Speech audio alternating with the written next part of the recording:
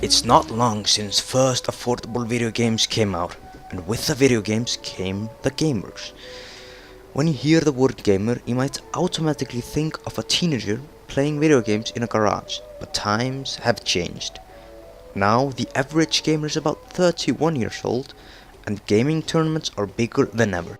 Over 350 million people watched the EA Sport just in 2015.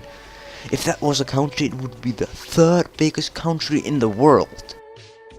Many feminists criticize that video games are sexualizing women. This is true, but that's only because those games are only targeted for men.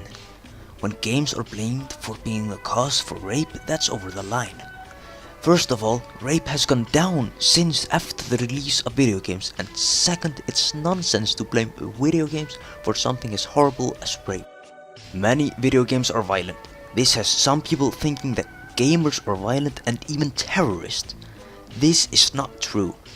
Much research has been done on this matter, and it turns out that these games actually prevent people from doing stupid stuff. Bjartur talks more about this later. Gaming can be an addiction, and like every other addiction, if you do too much of something, it's gonna have a bad effect on you. A video game addiction can lead to social isolation. Daphne Bavelier, brain and cognitive scientist, compares video games to wine. Wine has a bad effect on you if you drink too much of it. But in the right doses, and of course at the right age, it can be healthy. Daphne says playing video games can be really good for your brain. Kauri talks more about this later. In today's world, almost everyone plays video games. People like to get an escape from their real-life problems and step into the shoes of other characters, in other worlds, interacting with other people. Having this ability to inhabit another world has a great effect on our minds. We develop feelings and empathy for artificial characters. We get faced with decisions that we might never encounter in real life.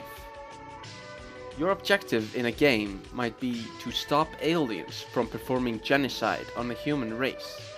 But what really makes a game is when it makes you feel something about that. How you should do it, if you really should do it. Those factors make you feel the game. In Grand Theft Auto, you get to kill people and blow everything up. That is not something you would do in real life, but the developers of Grand Theft Auto let you experience that. When you do stuff like that in a video game, there are consequences.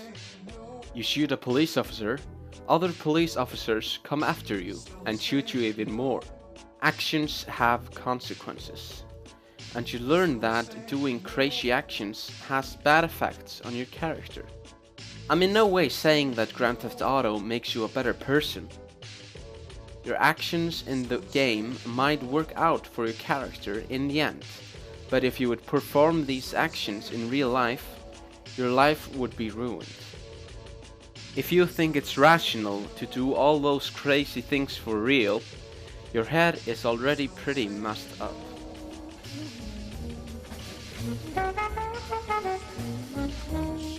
It isn't a lie that video games affect you. There are some examples from the bad obvious side of video games that people tend to only notice. There is also a good side. In fact, there are many things about video games that can greatly help people in education and in life. The most common example people use when they talk about the bad side of video games are action games that include violence such as Call of Duty and Battlefield. But these action games are the best ones for improving yourself. As Daphne Bavelier, professor of brain and cognitive sciences, has proven, people that play action games have better reflexes and much better multitasking than people that don't play action games. This ability can help you in many real-life scenarios. For example, when you're driving and have to keep track of many things at a time, or when you're taking notes while your teacher is having a lecture. This is of course different for people that play slower action games than for people that play faster action games, where they are required to react faster and multitask on more things at a time. There's a very popular theory that most people know, and it is that playing games and staring at the screen is really bad for your eyesight. But researchers have shown that that isn't really true. In fact, video games improve your eyesight, because in video games you more frequently have to notice small details. This is again more noticeable for people that play action games than for other games. There are more things in that video games improve, such as problem solving, but these are the biggest factors that help you in school and in all education.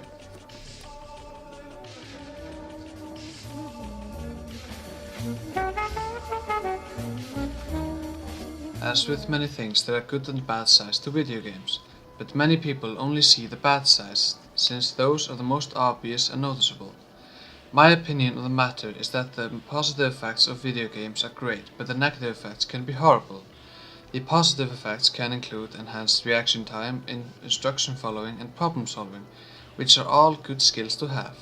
And video games are also tremendously fun and can induce social bonds with other people. But video games can also have a negative effect, like becoming socially isolated and inducing violence, but those things happen rarely.